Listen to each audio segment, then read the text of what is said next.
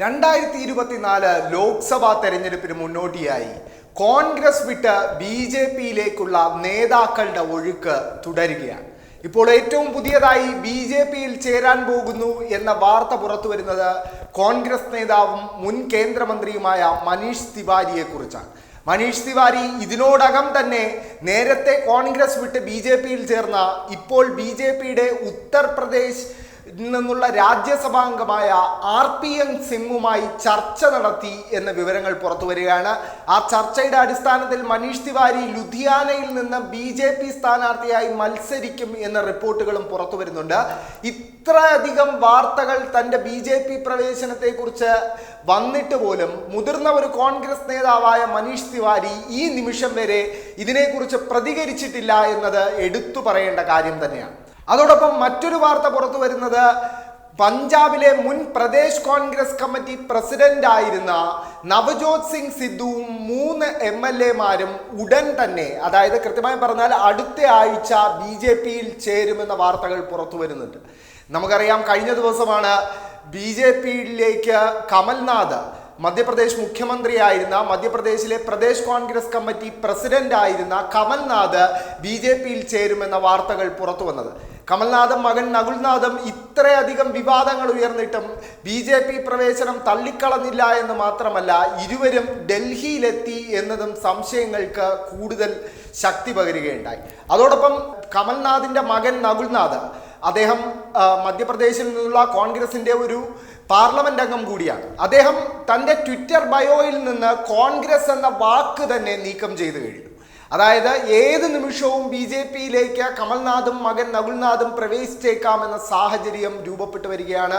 കമൽനാഥ് നഷ്ടപ്പെട്ടാൽ ബി.ജെ.പിക്ക് അതൊരു വലിയ നേട്ടമായിരിക്കും എന്നത് മാത്രമല്ല, കോൺഗ്രസിനെ സംബന്ധിച്ചിടത്തോളം മധ്യപ്രദേശിൽ ലഭിക്കാവുന്ന ഏറ്റവും പ്രധാനപ്പെട്ട തിരിച്ചടികളിൽ ഒന്നുകൂടിയാണ് കമൽനാഥിൻ്റെ ബി.ജെ.പി പ്രവേശനം. കമൽനാഥ് പലയാവർത്തി തൻ്റെ മൃദു ഹിന്ദുത്വ നിലപാടുകൾ പരസ്യമായി പറഞ്ഞ വിവാദങ്ങൾ സൃഷ്ടിച്ചിട്ടുള്ള ഒരു നേതാവ് കൂടിയാണ്. രാമക്ഷേത്ര നിർമ്മാണത്തിന് വെള്ളി ഇഷ്ടിക കൊടുത്തയച്ചും 80% ഹിന്ദുക്കളുള്ള ഒരു രാജ്യം മറ്റെന്താണ് എന്ന ചോദ്യം ചോദിച്ചും അങ്ങനെ പല രീതിയിൽ തൻ്റെ ഹിന്ദുത്വ നിലപാടുകൾ കമൽനാഥ് വ്യക്തമാക്കിയിട്ടുണ്ട്.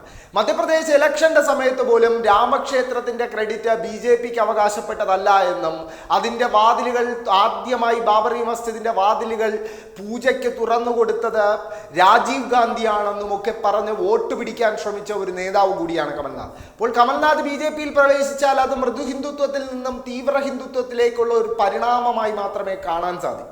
പക്ഷെ അതുപോലെയല്ല മനീഷ് തിവാരി ബി.ജെ.പിക്കെതിരായ കോൺഗ്രസിന്റെ ഏറ്റവും വലിയ ശബ്ദങ്ങളിലൊന്നായിരുന്നു. അതോടൊപ്പം തന്നെ മുൻ കേന്ദ്രമന്ത്രി കൂടിയാണ് മനീഷ് തിവാരി. ആ മനീഷ് തിവാരിയാണ് ഇപ്പോൾ ബി.ജെ.പിയിലേക്ക് പോകുന്നു എന്ന വാർത്തകൾ വരുന്നത്. അതോടൊപ്പം നവജോത് സിംഗ് സിദ്ധുവും പഞ്ചാബിലെ 3 MLA-മാരും പോകുമെന്ന വാർത്തകൾ പുറത്തു വരുന്നു. ഇത് കോൺഗ്രസിനെ സംബന്ധിച്ചിടത്തോളം ഒരു കഷ്ടകാലമാണെന്ന് പറയേണ്ടിയിരിക്കുന്നു. അവരുടെ ബാങ്ക് അക്കൗണ്ടുകൾ ആദായ നികുതി വകുപ്പ് ഫ്രീസ് ചെയ്യുന്നു.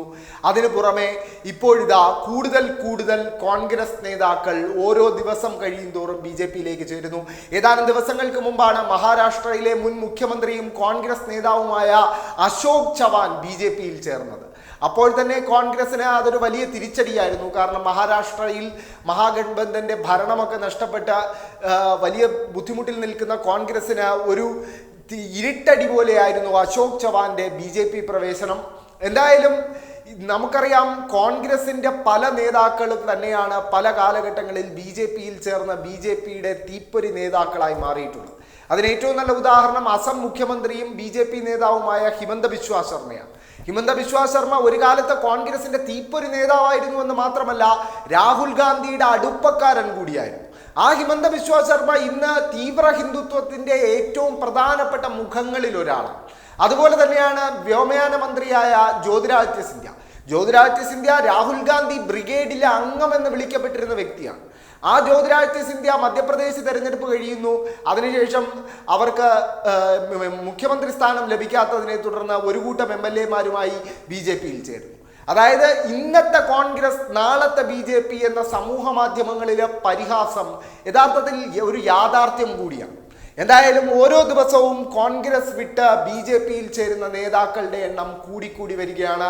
ഇപ്പോൾ ഏറ്റവും പുതിയതായി മുൻ കേന്ദ്രമന്ത്രി കൂടിയായ മനീഷ് തിവാരി BJPയിൽ ചേരുന്നു എന്ന വാർത്തകൾ പുറത്തു വരുന്നു.